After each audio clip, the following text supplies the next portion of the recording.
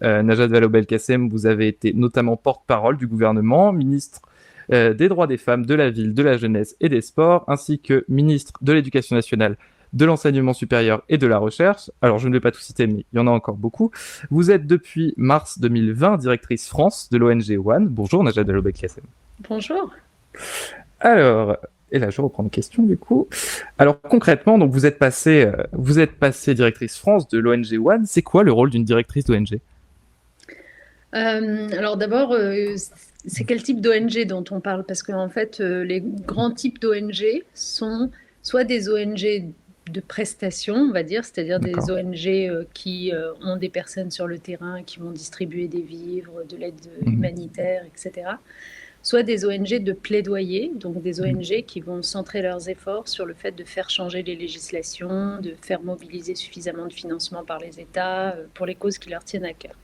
Donc One est une ONG de plaidoyer, c'est-à-dire que notre activité au long cours, c'est de faire en sorte que sur les sujets qui sont les nôtres, la lutte contre l'extrême pauvreté dans le monde, la lutte contre les maladies évitables dans le monde, sur ces sujets-là, les États régulièrement trouvent des ressources financières pour alimenter les besoins, pour répondre aux urgences. Et donc, par exemple, typiquement en cette période de Covid-19, notre focus a été autour de comment approvisionner les États les plus pauvres du monde en tests, en traitements, en masques, comment, dans la recherche du vaccin contre le Covid-19, on prend bien en compte le fait que certains pays n'auront pas les moyens de le payer, donc que ce vaccin doit être accessible à tous. Tout cela nécessite évidemment de l'argent. Et donc, nous passons beaucoup de temps à élaborer des plaidoyers que nous adressons aux différentes institutions internationales, au gouvernement, à mobiliser aussi l'opinion publique derrière nous pour qu'elle fasse pression aussi sur ses dirigeants et à obtenir un certain nombre de résultats. Donc par exemple, on était très fiers, s'agissant des maladies évitables, d'avoir réussi à obtenir récemment 8 milliards d'euros qui ont été mis par différents États du monde pour que on n'oublie pas pendant qu'on s'occupe du Covid-19 qu'il y a aussi d'autres pandémies qui tuent dans les pays les plus pauvres. Je pense à la malaria, la tuberculose, la polio, et qui, en l'absence de traitement, sont encore plus mortelles que d'habitude, et elles le sont déjà d'habitude bien plus encore que le Covid-19. Donc ça a été une grande bataille que nous avons menée. Un autre exemple de bataille que nous avons menée, considérant que pour faire face au coronavirus,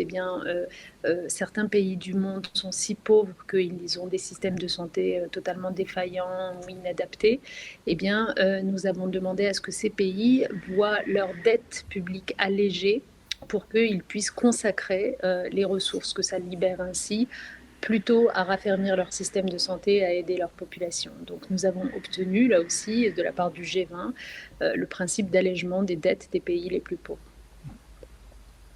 Roman.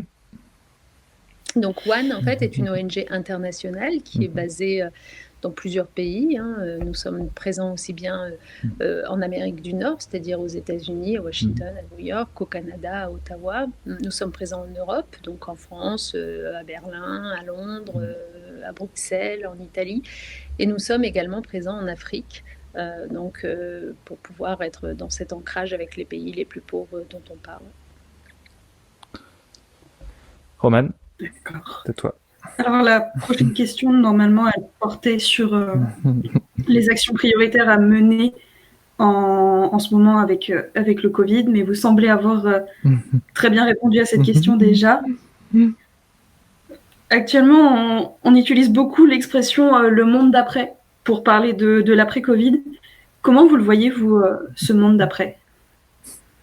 Bien, ce monde d'après, nous venons précisément de sortir un manifeste, notre ONG One en France. Nous avons essayé de mettre sur le papier ce à quoi devrait ressembler le monde d'après. C'est clairement un monde dans lequel on n'accepte plus les dysfonctionnements, les inégalités crasses entre pays riches et pays pauvres, les bouleversements réguliers, que ce soit au niveau financier mondial, que ce soit au niveau alimentaire mondial, qui font que des populations peuvent subir la famine ou, comme c'est le cas en ce moment avec la crise du Covid-19, On s'attend à ce qu'il y ait malheureusement un doublement du nombre de personnes qui est au bord de la famine dans le monde, donc qui passerait à 250 millions de personnes, ce qui est énorme. Donc en fait, nous, notre volonté pour le monde d'après, c'est que la solidarité internationale soit vraiment là, que personne ne remette plus en question la nécessité d'aider certains pays à se développer, donc l'aide publique au développement, que tout le monde prenne bien conscience qu'il y a des règlements liés à la fiscalité, à la finance internationale qui sont particulièrement problématiques pour les pays les plus pauvres, et donc que nous ayons finalement une série de réponses publiques, législatives dans nos pays qui s'assurent que partout, au bout de la rue comme à l'autre bout du monde, la vie humaine ait la même valeur. Romane. Concrètement, vas-y, pardon. Non, vas-y. D'accord. Donc concrètement, vous, aujourd'hui, là, on est quand même vraiment dans un moment où on a l'impression que c'est charnière, et à la fois on se questionne quand même sur les changements qui vont avoir lieu, parce que on parle vraiment de monde d'après, mais en même temps, on a l'impression qu'il n'existe pas vraiment ce monde d'après, et qu'on a tendance à vouloir revenir à la normale sans essayer de faire de grands changements. Du moins, moi, c'est l'analyse qu'on a pu en faire récemment avec ce qui se passe récemment politiquement. Est-ce que vous, il y a des changements, même au niveau national, que vous aimeriez voir, et où vous vous dites ce serait le moment justement de changer les choses? De manière générale, au niveau national, je pense que il est important, pour rester sur cette aide publique au développement, par exemple.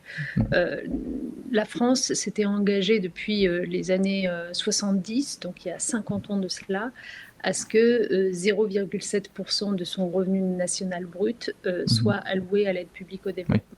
Et on en est encore loin, on en est même très loin. Donc on va avoir une loi sur l'aide publique au développement qui sera discutée au Parlement à l'automne prochain. Nous devons faire en sorte d'atteindre ce chiffre. Nous devons aussi renforcer l'efficacité de cette aide en ciblant mieux les pays, les populations, les secteurs comme la santé par exemple, mais aussi le type de personnes qui en a le plus besoin, les femmes par rapport aux hommes, parce que souvent l'aide publique au développement oublie les femmes. Donc vous voyez, tout ça c'est un des sujets importants sur les sujets de solidarité internationale qui pour nous est au cœur de nos missions et de notre plaidoyer. Après, de manière plus générale, s'agissant de la France, je pense que les grands défis sont connus. Il y a le défi du changement climatique en particulier, et donc tout ce qui s'est passé autour à la fois des élections municipales de dimanche dernier qui ont bien montré une sensibilité de plus en plus forte de la population à ce que nous ayons un mode de développement qui soit durable, qui soit sobre, qui comprenne la nécessité de ne pas surexploiter les ressources de la planète. La convention climat, la convention citoyenne est aussi, je crois, une étape intéressante à regarder, parce que en fait, ce qu'elle démontre, c'est que lorsque les gens sont informés sur les périls qui nous attendent, sur les erreurs de nos modes de production, eh bien, ils arrivent aussi à aboutir aux mêmes conclusions que celles que portent un certain nombre de voix écologistes depuis fort longtemps, qui sont de revoir nos modes de production et de consommation.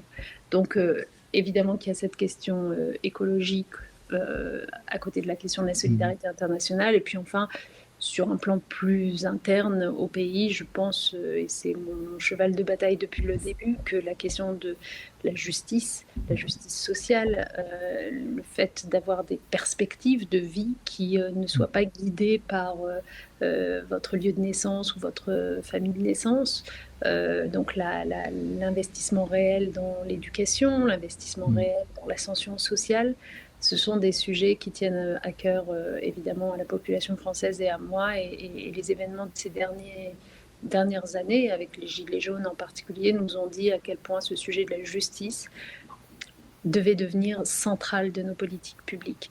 Et ce qui me marque toujours beaucoup lorsque j'ai le plaisir de pouvoir discuter avec des étudiants ou des jeunes générations, c'est que de la même façon que la question climatique est devenue évidente pour eux, je crois que le sujet de la justice sociale l'est aussi.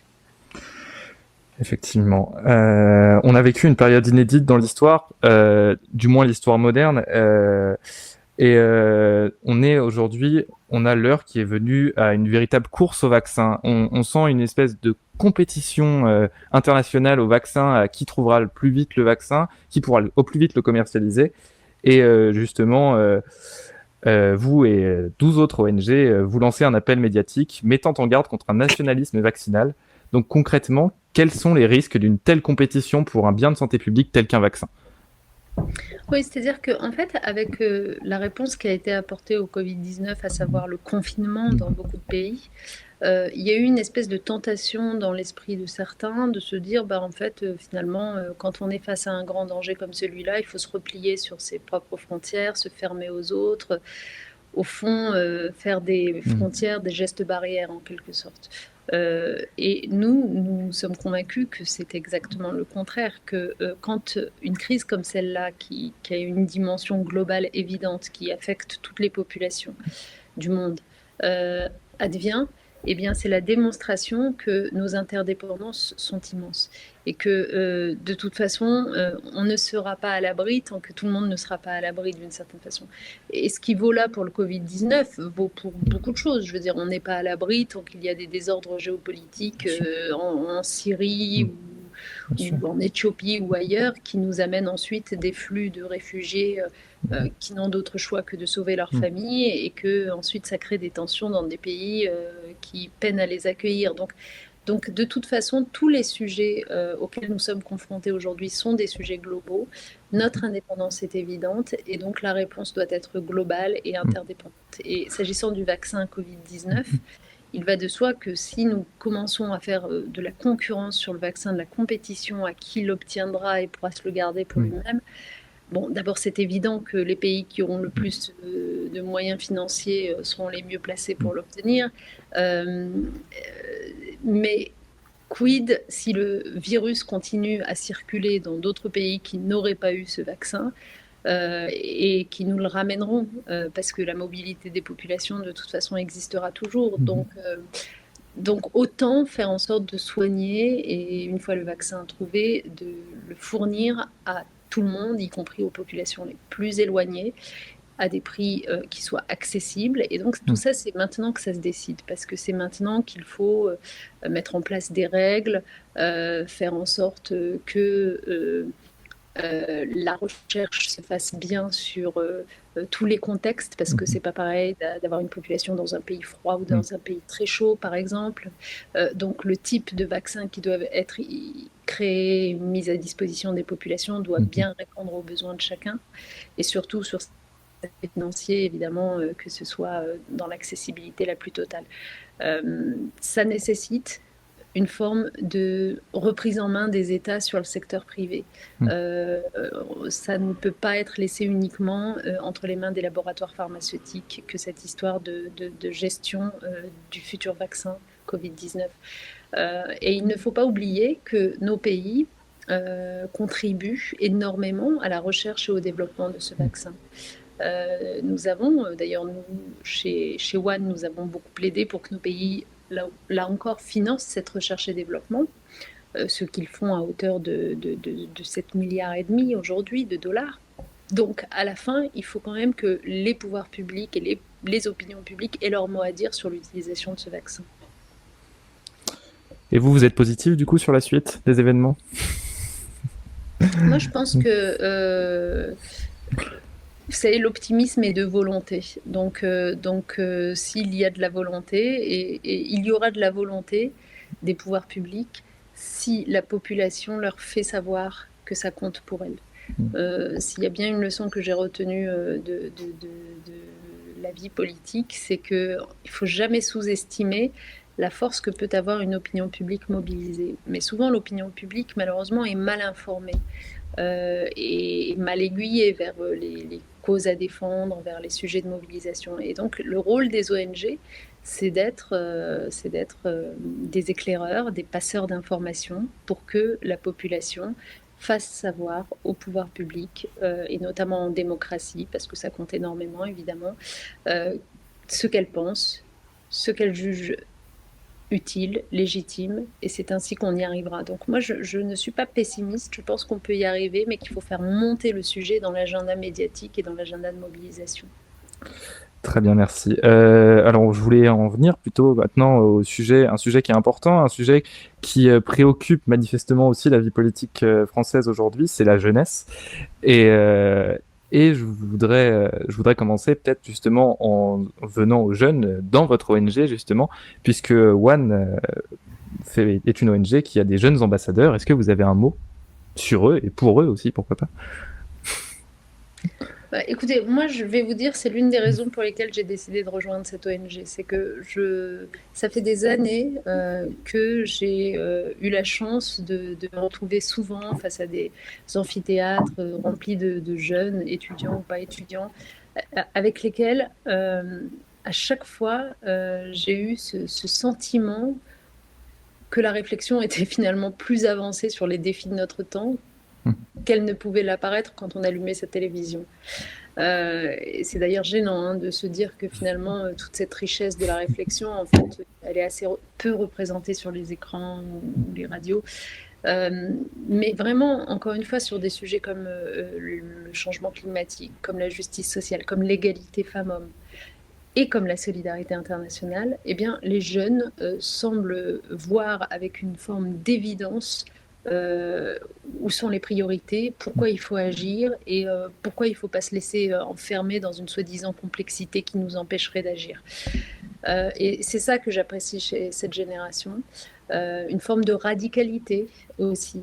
Vous savez, je vais vous raconter une petite histoire, mais il y a 2 ans de cela, je crois, je travaillais à l'époque donc dans une entreprise privée où nous accompagnions un certain nombre d'acteurs dans des enquêtes qu'ils faisaient, donc c'était chez Ipsos. Bref, et on accompagnait la fondation Bill et Melinda Gates, qui est une fondation qui lutte beaucoup aussi contre la pauvreté, contre les maladies, et qui, en l'occurrence, cette année-là, je crois que c'était au mois de septembre 2019, cette année-là, donc, avait décidé de réunir tous les activistes qu'elle soutenait à travers le monde et qui font en sorte que nous réussissions à atteindre les objectifs du développement durable. Vous savez, ces fameux objectifs que l'ONU s'est fixés et dans lesquels nous devons, d'ici 2030, avoir éradiqué l'extrême pauvreté, atteindre la santé pour tous, l'éducation de qualité, etc. Donc ces objectifs du développement durable, pour que les gouvernements les mettent vraiment en œuvre et fassent tout pour les atteindre, eh bien, dans chaque pays, vous avez une société civile avec des activistes qui sont fer de lance et qui sont poil à gratter sur le sujet. Donc la Fondation réunissait ce jour-là l'ensemble de ces activistes qu'elle soutenait à travers le monde. Et je me souviens que c'était un amphithéâtre avec 400 personnes. Je suis rentrée ce jour-là dans l'amphithéâtre et je me suis rendu compte que il était extraordinairement jeune. Les activistes en question étaient entre 16 et 25 ans pour l'essentiel d'entre eux. Il était très féminin. C'était pour l'essentiel des femmes, les filles. Et ça, j'ai trouvé que ça en disait long finalement sur ce qu'était cette nouvelle génération, avec une forme, encore une fois, de courage, de radicalité, de ne pas s'en laisser compter, de prendre des risques, parce que dans certains pays, c'est prendre des risques que de lutter contre la déforestation ou que sais-je. Donc, je pense que nous gagnerions tous à mieux comprendre ce qui est en train de se jouer dans cette génération. Et donc, pour revenir à One, le fait d'avoir ces jeunes ambassadeurs qui sont notre génération activiste à nous, en quelque sorte, eh bien, ça nous nourrit, ça enrichit notre réflexion, ça nous permet évidemment de voir plus grand, parce que je pense qu'à cet âge-là aussi, on n'est pas encombré par des cadres qui vous empêchent d'avancer, parce que vous vous dites mais non, mais on ne pourra jamais changer ça. On a une forme d'utopie chevillée au corps, donc c'est ça qui nous fait beaucoup de bien et qui nous fait progresser. Puis de notre côté, c'est vrai que c'est aussi l'occasion de former cette jeune génération. Parce que même quand l'activisme et la conviction sont là, il y a besoin de techniques, de communication, de plaidoyer, de présence sur les réseaux sociaux, et donc nous sommes aussi là pour leur apporter ça. Alors comme vous venez de l'exprimer, on voit de plus en plus de jeunes dans les rues et dans des cadres associatifs s'engager et s'exprimer. Et c'est notamment le cas avec les récentes marches pour le climat. le mouvement Black Lives Matter, propulsé par le décès de George Floyd aux États-Unis. Comment vous expliquez ces engagements nouveaux et surtout comment on les encourage ? Alors, ces engagements nouveaux, je les explique par une forme de lucidité plus grande de la jeunesse. Ça ne veut pas dire que par le passé, il n'y avait pas de génération engagée. On a toujours été généralement plus engagés quand on est jeune que quand on est âgé. Bon, c'est pas bien d'ailleurs, il faudrait garder la même force d'engagement tout au long de sa vie. Mais ce que je veux dire par là, c'est que par rapport à de précédentes générations, celle-ci est nourrie d'informations H24 sur ce qui se passe au bout de sa rue comme à l'autre bout du monde. Et donc, ces informations la rendent finalement plus éclairée, même si c'est parfois difficile de faire le tri, mais plus éclairée, plus lucide sur les dysfonctionnements du monde. Et puis, il y a une forme aussi de prise de confiance de la jeunesse. Je pense qu'il y a quelque chose de quasi culturel qui se produit dans nos sociétés, dans le sens où, bon, vous êtes beaucoup plus jeune que moi, mais par exemple, si je prends ma génération à moi, lorsque nous étions enfants, en famille, on ne nous donnait pas forcément la parole à table, au moment du dîner, etc. C'était les adultes qui parlaient et les enfants se taisaient.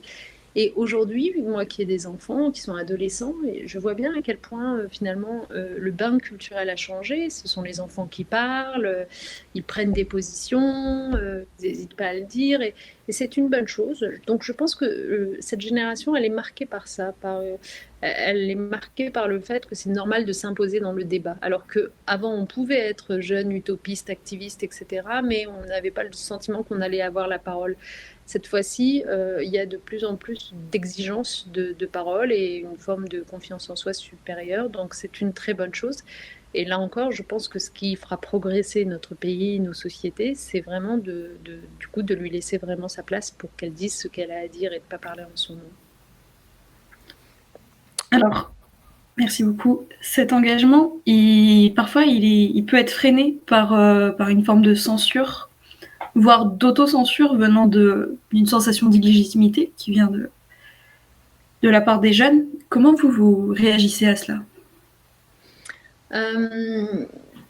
Bon, d'abord, si j'avais à m'adresser là à un jeune en particulier ou une jeune en particulier qui souffrirait de ce sentiment d'infériorité ou de ce complexe, je lui dirais qu'il faut arrêter tout de suite. Qu'il faut arrêter tout de suite. Parce que, en fait, ce dont nous parlons là, c'est faire entendre sa voix sur une cause qui est une cause politique. Ce qu'il faut comprendre, c'est qu'en politique, la question, c'est moins celle de est-ce que j'ai le bon âge, est-ce que j'ai les bonnes compétences, est-ce que j'ai fait les bonnes études pour m'exprimer légitimement. Ça n'est pas celle-là la question. Que est-ce que j'ai des convictions, est-ce que je défends des causes qui sont utiles à ma communauté, à mon quartier, à ma ville, à mon pays ou au monde. À partir du moment où vous répondez oui à cette deuxième question, oui, c'est utile de défendre la lutte contre le changement climatique, alors il faut y aller.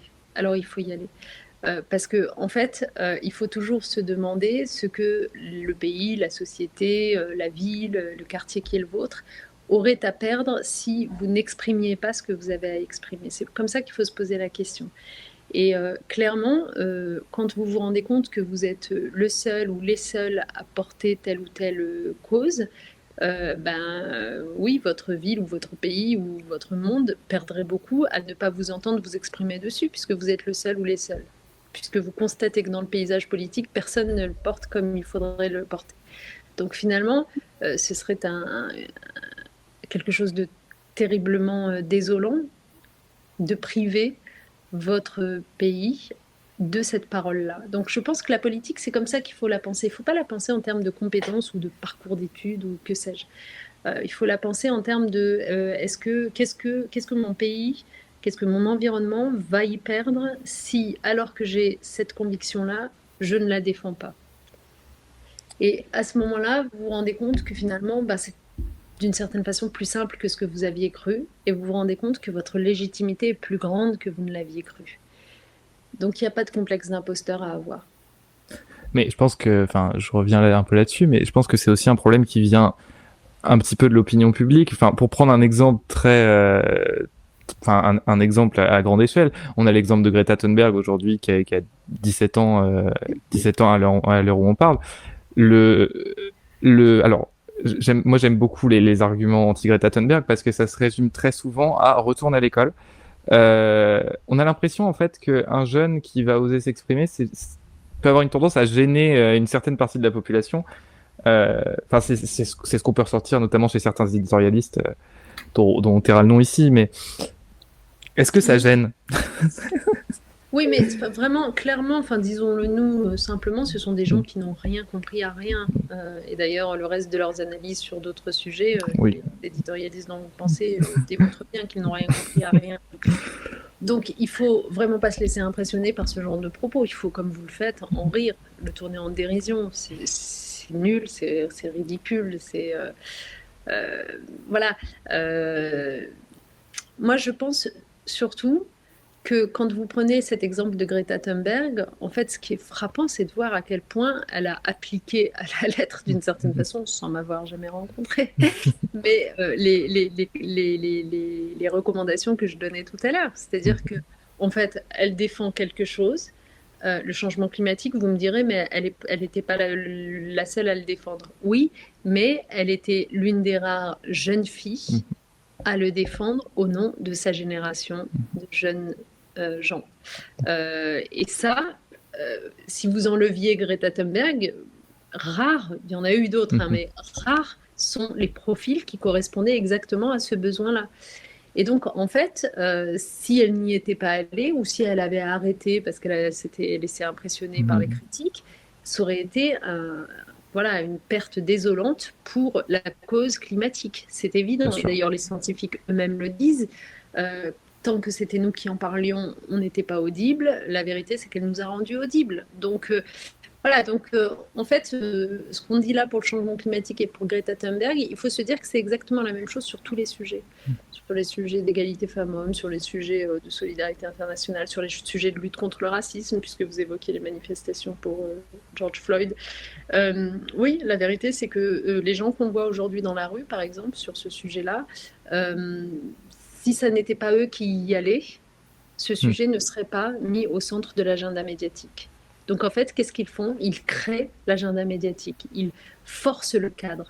Et je pense qu'en fait, la jeune génération, il faut qu'elle s'habitue à forcer le cadre. Elle a raison, parce que personne ne viendra malheureusement lui ouvrir spontanément grand les portes pour lui dire c'est à ton tour de t'exprimer.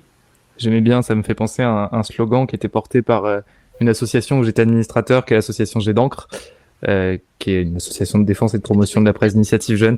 Oui, j'en doute pas. Qui dit justement cette phrase qui est prenez la parole avant qu'on vous la donne. Je pense que c'est joli, ouais. C'est très c'est un vieux slogan mais qui je trouve marche encore très bien. Je pense que si j'avais moi un message à passer à la jeunesse ou aux jeunes générations à qui vous vous adressez, c'est cette histoire de prendre la parole, elle est éminemment importante. Et pas seulement pour des gens qui vont faire de la politique ou des médias ou que sais-je. Il faut apprendre à prendre la parole parce que en fait la parole c'est ce par quoi vous existez, que vous le vouliez ou pas. Prenez le cas de quelqu'un qui va tout simplement travailler dans une entreprise qui a priori se dit j'ai pas de vocation particulière à m'exprimer en public. Néanmoins, si vous n'êtes pas en capacité de prendre la parole, ne serait-ce que pour valoriser votre travail, par exemple, pour faire savoir que vous avez avancé sur tel dossier, etc., vous allez voir, et ça c'est la vie qui nous l'apprend, que vous passerez à côté de possibilités, de meilleure rémunération, d'autres responsabilités qui vous seraient confiées au moment où ces décisions-là sont prises, parce que finalement, la seule chose qui sera retenue de vous, finalement, c'est bien sûr ce que vous avez fait, mais parfois on peut faire et que ça ne soit pas vu. C'est aussi ce que vous en aurez dit. Donc il faut apprendre à parler, il faut prendre la parole et ça, c'est le meilleur service qu'on puisse rendre aux jeunes que de leur expliquer suffisamment tôt. Alors justement, je voulais revenir sur quelque chose d'actualité, c'est que alors dans la dernière allocution d'Emmanuel Macron, on a l'impression qu'il essaye de placer l'avenir sous le signe de la jeunesse. Et après, un article du Monde qui sort le 10 juin 2020 et qui révèle que l'Élysée craint un vent de révolte de la part des jeunes. Comment on peut comment on peut envisager le fait que l'Élysée puisse penser déjà à un vent de révolte et pourquoi les jeunes qui s'engagent peuvent faire peur au pouvoir finalement? En fait, la réponse est dans votre question. La contradiction que vous avez soulignée dit bien qu'en réalité, il n'y a pas de confiance faite à la jeunesse, ou il n'y a pas d'appétence réelle pour qu'elle s'exprime et pour qu'elle fasse passer justement au premier plan ce qu'elle estime, elle, être des priorités. Vous savez, si faire de la jeunesse sa grande cause, ça consiste essentiellement à attendre de cette jeunesse qu'elle applaudisse ce que vous faites et qu'elle participe à des conseils consultatifs, on va pas bien loin, honnêtement. Il faut arrêter avec ça. Et aujourd'hui, je pense sincèrement qu'on a passé un cap, c'est-à-dire qu'on est dans une période complètement différente, qui est liée d'ailleurs à ce qu'on disait sur le changement climatique, qui est liée au fait que les défis qui nous attendent, ils sont de l'ordre de la vie ou de la mort pour la génération qui est concernée, cette jeune génération qui se mobilise dans la rue. Donc, à partir du moment où c'est aussi vital, on ne peut pas se permettre, honnêtement, de décider sans elle, de décider pour elle, de craindre ces mobilisations. Au contraire, on devrait se réjouir de ces mobilisations, parce que potentiellement, c'est ce qui pourrait changer la donne. Ouais. Alors, du coup, oui, donc là, je vais plutôt aller vers une partie qui est sur justement l'engagement politique des jeunes et citoyens. Et notamment une grande question qui est malgré que la jeunesse s'engage de plus en plus, on s'aperçoit que dans les urnes, les taux d'abstention des jeunes sont toujours bien inférieurs aux taux d'abstention généraux en fait de la population. Comment est-ce qu'on peut expliquer ça concrètement, ce taux d'abstention? Alors moi, ma thèse là-dessus, c'est que cette jeune génération, elle a été quand même biberonnée, entre guillemets, bercée à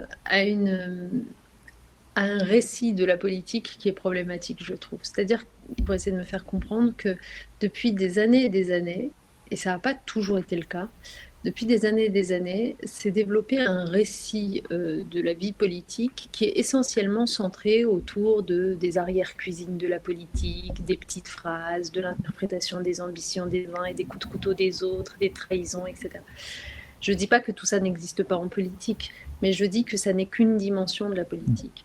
Que les dimensions bien plus importantes en politique, ça reste quand même ce que veut dire l'engagement politique, le sacerdoce que c'est que d'être un élu local ou un élu d'ailleurs national, la charge de travail que ça représente, la difficulté de faire coïncider des intérêts qui sont des intérêts contraires quand il faut prendre une décision et mener des réformes quand on est un responsable politique. Enfin, toutes ces dimensions-là qui sont drôlement plus intéressantes, y compris intellectuellement parlant, sur finalement c'est quoi avoir des représentants, en quoi c'est difficile et où ça nous mène, ne sont quasiment jamais abordées dans le récit médiatique de la politique.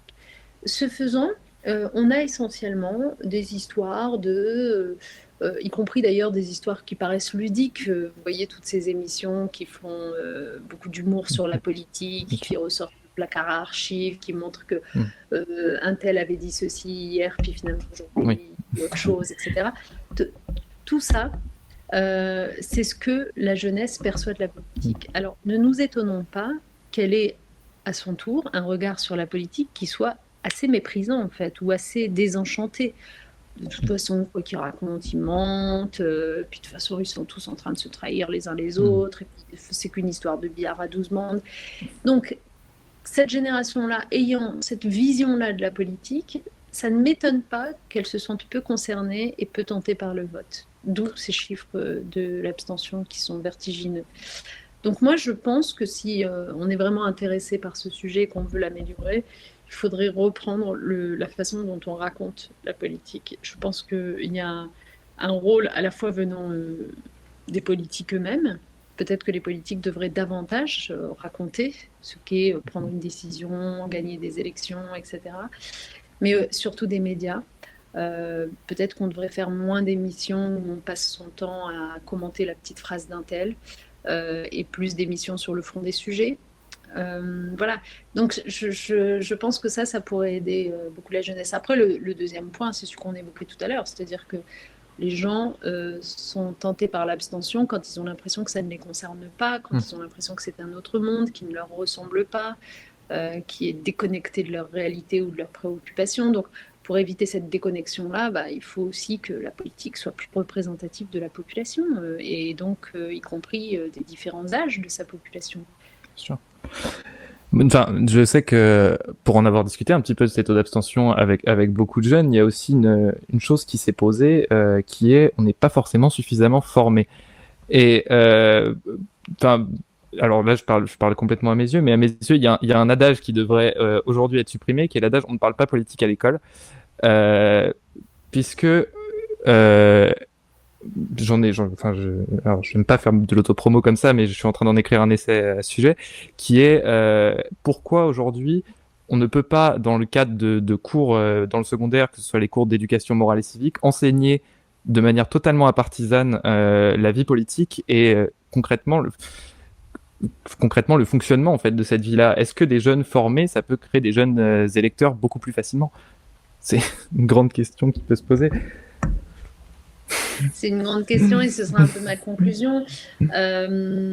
Oui, je pense que de toute façon, comme tous les sujets sur lesquels on a besoin de mobiliser davantage les citoyens, on a besoin de l'école, c'est clair. On a besoin de l'éducation. On ne peut pas dire que rien ne se fasse aujourd'hui dans l'éducation sur ce sujet de la vie de nos institutions et nos élections. En revanche, on voit bien que plus vous plongez les élèves, les étudiants dans des pratiques qui relèvent de la démocratie, et plus ils comprennent finalement ce qui se joue à travers la démocratie quand il s'agit de la démocratie élective. Quand, par exemple, vous avez au sein des écoles primaires, des collèges, des lycées, des conseils de vie lycéenne, de vie collégienne, des structures, des instances comme ça où les gens vont candidater, puis être élus, puis exercer des responsabilités, puis devoir rendre des comptes à leurs camarades, eh bien, c'est quand même un apprentissage finalement de la démocratie. Et donc, je pense que, et d'ailleurs, ce que je dis là vaut pour les jeunes, mais vaut aussi pour les adultes, parce qu'on se plaint souvent de l'abstention dans les quartiers populaires, par exemple. C'est exactement le même sujet. Moi, pour avoir beaucoup travaillé sur cette question-là, je peux vous dire que lorsque vous aviez des centres sociaux, des MJC qui attiraient finalement, par exemple, des femmes d'un certain nombre de quartiers populaires au début, pour leur fournir un certain nombre de prestations diverses et variées, et puis ensuite qu'ils leur proposaient de siéger dans leur conseil d'administration, de commencer à se faire élire aussi, etc. On est à un petit niveau local, même d'une micro-communauté d'une certaine façon, d'un petit quartier. Et en fait, voilà des personnes qui vont prendre goût et qui vont surtout comprendre en quoi c'est important de se faire élire et en quoi c'est important de ne pas passer à côté de la possibilité de choisir et donc de ne pas s'abstenir. Donc, je pense que en fait, c'est vraiment l'expérience qui vous éclaire sur le besoin d'élection et sur le besoin d'y participer. Donc, moi, je souhaite surtout qu'on offre cette expérience le plus largement possible. Vu que l'heure tourne, je vais laisser peut-être Romane poser une dernière question. Romane, est-ce que, par exemple, la question sur les modalités d'examen des étudiants cette année, je pense que c'est une vraie question importante. Alors, en raison du Covid-19 et puis du confinement qui en était la conséquence un petit peu, les questionnements des étudiants se sont notamment portés sur les examens, parfois en ligne avec des notes parfois plafonnées et parfois purement et simplement annulées. Pourquoi beaucoup d'étudiants ont ressenti un profond sentiment d'inégalité? N'aurait-il pas été nécessaire de normaliser ces conditions au niveau national? Je suis assez d'accord avec leur ressenti, honnêtement. D'abord, je pense que pour beaucoup d'étudiants, cette épreuve du confinement Covid-19 a été quand même sacrément difficile. enfermés dans des petites chambres de résidence universitaires, n'ayant plus accès aux jobs étudiants qui leur fournissaient quelques moyens de subsistance, et quand même assez livrés à eux-mêmes s'agissant des cours par définition. Je pense qu'il ne faut pas sous-estimer la souffrance qu'il y a derrière tout ça. Alors, s'agissant en plus de ces incertitudes sur les examens et de l'absence de cadre national, je ne peux que souscrire à leurs revendications. Je pense que il y a un moment où vous avez besoin d'appartenir finalement à une communauté nationale. Vous ne pouvez pas simplement appartenir à la communauté de votre université, même si vous l'aimez.